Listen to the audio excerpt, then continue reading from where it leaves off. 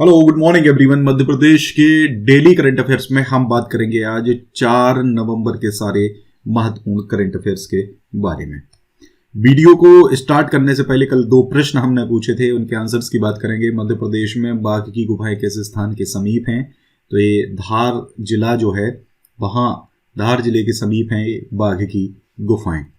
निम्नलिखित में से किस स्थान के निकट लगभग 2 किलोमीटर दूर 2 प्रमुख नदियों का उद्गम है? तो ये अमरकंटक है, जहां से 2 प्रमुख नदियों का उद्गम होता है इस क्वेश्चन के अनुसार। चलिए, अजय तुर्कल ने इसका अच्छा आंसर किया है। मध्य प्रदेश के धार जिले में स्थित बाघ की जो गुफाएं हैं वो शैल चित्रों के लिए प्रसिद्ध है। यह धार जिले के कुक्षी तहसील में नर्मदा की सहायक नदी बाघ नदी के तट पर है। एक जो गांव का नाम है वो बाघ ही है, वहीं से बगल से बाघ नदी फ्लो होती है। ठीक है, तो ये ध्यान रखिए, गांव का नाम ही बाघ के नाम से पड़ गया है। यह गुफा बौद्ध धर्म से संबंधित है, जो लगभग 5वीं से 6वीं शताब्दी की मानी जाती हैं। इनकी खोज डगलफील्ड ने 1818 में की थी। ये गुफाएं अजंता की गुफाओं के समकक्ष मानी जाती हैं। देखिए, ये प्रश्न जो है एग्जाम में पूछा जाता है कि मध्य प्रदेश में स्थित बाघ की जो गुफाएं हैं वो किन गुफाओं के समकक्ष मानी जाती हैं। वर्तमान में इनकी संख्या 5 है। धार जिले के बारे में महत्वपूर्ण जानकारियों की बात करें तो मध्य प्रदेश का सर्वाधिक विकासखंड वाला जिला है। परमार वंश की राजधानी रही है। राजा भोज द्वारा भोजशाला स्थापित किया गया था, जहां पे सरस्वती देवी का एक मंदिर स्थापित है। ठीक है, और ये जो सरस्वती देवी है, इनकी जो प्रतिमा है, ठीक है, वो भारत का जो प्रतिष्ठित पुरस्कार है ज्ञानपीठ पुरस्कार, उसमें वो प्रतिमा दी जाती है। पीथमपुर को मध्य प्रदेश का डेट्रॉइट कहा जाता है। ठीक है, Detroit of Madhya Pradesh and Detroit of India जो है वो किसको कहा जाता है? डेट्रॉइट ऑफ इंडिया कहा जाता है आपका चेन्नई को। ठीक है, हालांकि कई किताबों में ये भी लिखा हुआ है कि डेट्रॉइट ऑफ इंडिया पीथमपुर को ही कहा जाता है। ठीक है, तो थोड़े से अलग अलग मत हैं, आपको ऑप्शंस देख के ही इसका सही आंसर करना होगा। धार में चारा बनाने का संयंत्र मौजूद है। ठीक है, सरदारपुर अभयारण्य है। डायनासोर जीवाश्म भी धार जिले से कुछ मिले हैं। मांडू जो धार में स्थित है उसको मालवा की रानी या सिटी ऑफ जॉय या आनंद नगरी के नाम से जाना जाता है। आनंद नगर या आनंद नगरी। यहाँ विभिन्न महल जैसे दाई का महल, हिंडोला महल, खरबूजा महल, जाली महल, 56 महल आदि मौजूद हैं। बहुत से महल हैं, मंदिर भी एक नीलकंठ मंदिर है। ठीक है, बहुत सारी ऐसी चीजें हैं जो वहाँ पर दर्शनीय स्थल हैं। ठीक है, रानी रूपमती और बाज बहादुर की प्रेम कहानी मांडू में आज भी प्रचलित है, और रूपमती पवेलियन वहां पे बना हुआ है जिसको रूपमती मंडप कहा जाता है। ठीक है, रानी रूपमती मंडप। होशंग शाह का महल भी वहीं पर है। होशंग शाह, राजा होशंग शाह ही था जिसने होशंगाबाद शहर बसाया था। अमरकंटक में नर्मदा, सोन और जोहिला नदी का उद्गम है। एक्चुअल में 3 जो नदियां हैं वहां का उद्गम है, लेकिन हमारे क्वेश्चन के अनुसार सिर्फ 2 पूछे थे हमसे। ठीक है, तो नर्मदा, सोन और जोहिला ये तीनों आसपास से ही इनका उद्गम होता है। एक जनश्रुति के अनुसार नर्मदा तथा सोन की प्रेम कहानी बड़ी प्रचलित है। कहा जाता है कि नर्मदा से नाराज होकर सोन उत्तर दिशा में मुड़ जाती है। तो कहने की बातें हैं। खैर, अनूपपुर जिले के कुछ महत्वपूर्ण तथ्यों की बात करें तो 15 अगस्त 2003 को शहडोल से अलग होकर बनाया गया था अनूपपुर जिला। मध्य प्रदेश का ग्राम पंचायत प्रशिक्षण संस्थान अनूपपुर में मौजूद है। इंदिरा गांधी जनजाति विश्वविद्यालय अमरकंटक में मौजूद है, जो एशिया का पहला जनजाति विश्वविद्यालय तथा मध्य प्रदेश का दूसरा केंद्रीय विश्वविद्यालय है। यहाँ पर पर्यटन स्थल माई की बगिया, सोनमुड़ा, भृगु ऋषि की गुफाएं, कपिलधारा, दुग्धधारा जलप्रपात, ये सब यहाँ के कुछ छोटे मोटे पर्यटन स्थल हैं। यह मध्य प्रदेश का दूसरा हिल स्टेशन है तथा मध्य प्रदेश का दूसरा जैव आरक्षित क्षेत्र अचानकमार मौजूद है। एक और चीज जैव आरक्षित क्षेत्र से याद आई कि आपका जो पन्ना नेशनल पार्क है, एक्चुअली मैंने उसको भी करंट अफेयर में इंक्लूड नहीं किया है। पन्ना नेशनल पार्क जो था, आपको पता है वहां पर पन्ना बायोस्फीयर रिजर्व भी है। ठीक है, पन्ना बायोस्फीयर रिजर्व को आपका अब यूनेस्को ने जैव आरक्षित सूची में शामिल कर लिया है। अभी तक मध्य प्रदेश के अचानकमार जैसे था आपका, ये ऑलरेडी इंक्लूडेड था, अब पन्ना भी आपका इसके अंदर इंक्लूड हो गया है। तो मध्य प्रदेश से कुल मिलाकर 3 आपके इसके अंदर शामिल हो जाएंगे। एक्चुअल में मैंने इसको अभी करंट में इसलिए शामिल नहीं करा क्योंकि मैं इस पर एक सेपरेट वीडियो बनाना चाह रहा था। एक सेपरेट वीडियो बनाऊंगा मैं, हो सकता है आज ही बना दूं या कल बनाऊं। तो पन्ना नेशनल या पन्ना बायोस्फीयर रिजर्व या मध्य प्रदेश में जो बायोस्फीयर रिजर्व हैं, जिसमें आपको पूरी लिस्ट भी बताऊंगा कि यूनेस्को की जो सूची है उसमें कौन कौन से बायोस्फीयर रिजर्व हैं, वो मैं इसमें सारे शामिल करूंगा। आज के लिए आपका प्रश्न है, मध्य प्रदेश साहित्य परिषद द्वारा अखिल भारतीय महाराज वीर सिंह देव पुरस्कार किस विधा के लिए दिया जाता है? एक प्रश्न तो हो गया ये। दूसरा प्रश्न है, मध्य प्रदेश की प्रमुख नदी नर्मदा के शुद्धिकरण हेतु प्रदूषण की रोकथाम का कार्य कब प्रारंभ हुआ था? ये दो प्रश्न आपको कमेंट करके जवाब देने हैं। हमारा मध्य प्रदेश का सामान्य ज्ञान एक आ गया है जिसमें 2500 प्लस MCQs हैं। अगर आप ये लेना चाहें, ये ले सकते हैं, बड़ा अच्छा रहेगा आपके लिए पढ़ाई की दृष्टि से।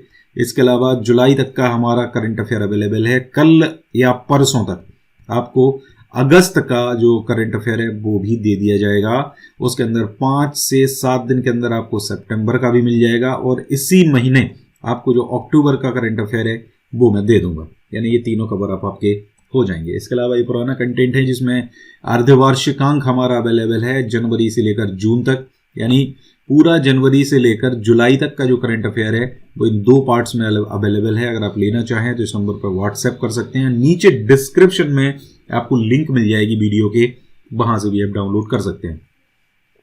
इसके अलावा अगर आप चाहें तो हमारा मंथली एडिशन भी ले सकते हैं। जनवरी से कंटिन्यू आपका जून तक पूरा, जुलाई तक पूरा अवेलेबल है। इसके अलावा ये कुछ और नोट्स हैं साइंस के, यहाँ से आपको एज इट इज बहुत सारे प्रश्न आपके व्यापम के एग्जाम में मिल जाएंगे। इसको स्कैन करके आप व्हाट्सएप कर सकते हैं। सॉरी। अब देखिए, पहला प्रश्न है, किस जिले के Mumtaz Khan athletics federation of India की नवनिर्वाचित कार्यकारिणी में उपाध्यक्ष पद संभालेंगे? ये भोपाल जिले के हैं मुमताज खान, जिनको अभी हाल ही में एथलेटिक्स फेडरेशन ऑफ इंडिया की जो नई कार्यकारिणी का गठन किया गया है उसमें उपाध्यक्ष इनको बनाया गया है। और मध्य प्रदेश एथलेटिक्स संघ से ये काफ़ी पहले से जुड़े हुए भी हैं, और ये पहले भी फेडरेशन में कई महत्वपूर्ण पदों पर रह चुके हैं, जैसे संयुक्त सचिव पद ये अभी तक संभाल रहे थे। भारत के एथलेटिक्स दल के साथ साथ कई बड़े टूर्नामेंट्स में टीम प्रबंधक के रूप में भी ये अपनी सेवाएं जो हैं वो एथलेटिक्स फेडरेशन ऑफ इंडिया को दे चुके हैं। इनमें ओलंपिक शामिल है, एशियाड शामिल है, और कॉमनवेल्थ गेम्स जो हैं वो आपके इसमें शामिल है। और बहुत काफ़ी समय से मध्य प्रदेश एथलेटिक्स संघ से ये जुड़े भी रहे, तो एक अपने आप में काफ़ी महत्वपूर्ण क्वेश्चन जो है ये बन जाता है, इसलिए ध्यान रखें। अगला है हमारा मध्य प्रदेश की, देखिए आपको पता है एक लैपटॉप वितरण योजना चल रही है। इसमें 12वीं के छात्रों को लैपटॉप दिया जाता है जिन्होंने 85% से ज़्यादा अंक लाए। तो इसमें अभी शिवपुरी जिला पहले नंबर पर था, अब इसमें इंदौर जिला जो है वो पूरे मध्य प्रदेश में पहले नंबर पर आ गया है। कुल 40,542 पूरे प्रदेश के छात्रों को लैपटॉप के लिए 101 करोड़ रुपए का बजट है, मतलब 101 रुपये करोड़ उनको दिए जाएंगे 40,542 छात्रों को। इसमें पहले चरण में 16,000 छात्रों को 40 करोड़ रुपए उनके खाते में 25 सितंबर को पहुंच चुके हैं। इसमें अकेले इंदौर के ही 2189 छात्र शामिल हैं जिन्हें 5,47,25,000 रुपए मिल गए।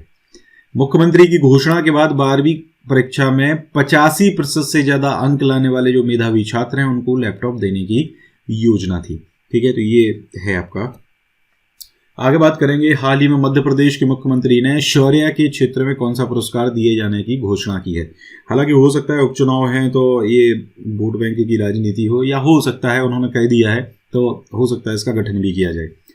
महाराणा प्रताप पुरस्कार और रानी पद्मावती पुरस्कार, ये उपरोक्त दोनों इसका सही आंसर है। ठीक है, ये राजपूत समाज का जो शस्त्र पूजन कार्यक्रम था उसमें मुख्यमंत्री शिवराज सिंह चौहान शामिल हुए थे।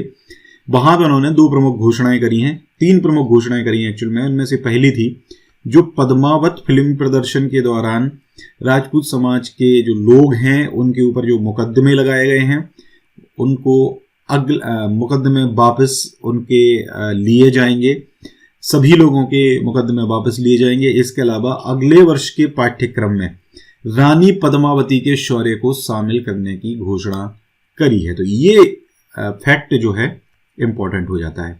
ये तो चीज है आपकी राजनीतिक हो गई है, लेकिन अगर ये फाइनल हो जाता है तो ये आपका करंट अफेयर बनेगा। ठीक है, रानी पद्मावत के शौर्य को पाठ्यक्रम में बच्चों को पढ़ाने के लिए उसको शामिल करा जाएगा। इसके अलावा महाराणा प्रताप और पद्मावती पुरस्कार दिए जाने की घोषणा भी इन्होंने करी हुई है। इसके अलावा रानी पद्मावती की स्मृति में भोपाल की जो मनुभावन टेकरी है वहां पर एक स्मारक भी बनाया जाएगा। तो ये 3 से 4 घोषणाएं जो हैं वो प्रमुख आपकी हैं, जो आपको current affair point of view से महत्वपूर्ण हैं। अगला प्रश्न है, हाल ही में किस जिले में स्थित जिला उपभोक्ता फोरम को आयोग का दर्जा मिल गया है? ये खंडवा जिले का जिला उपभोक्ता फोरम था अभी तक, तो वहां जो जिला उपभोक्ता फोरम था उसको अब आयोग बना दिया गया है। ठीक है, आयोग का दर्जा मिलने से क्या फायदा होगा कि पहले उपभोक्ता फोरम को 20 लाख रुपए तक के दावों की सुनवाई का अधिकार था, लेकिन अब वो सुनवाई 1 करोड़ रुपए तक के दावों की कर सकता है। ठीक है, तो आयोग का बनने का ये फायदा, हालांकि अपने अपने देखिए कमीशन बना है तो अपने अपने अलग अलग फायदे जो हैं वो इसके होते हैं।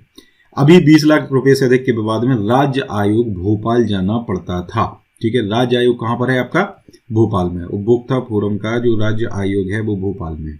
ठीक है, तो 1 करोड़ रुपए तक के दावों की सुनवाई जो है अब वो की जा सकती।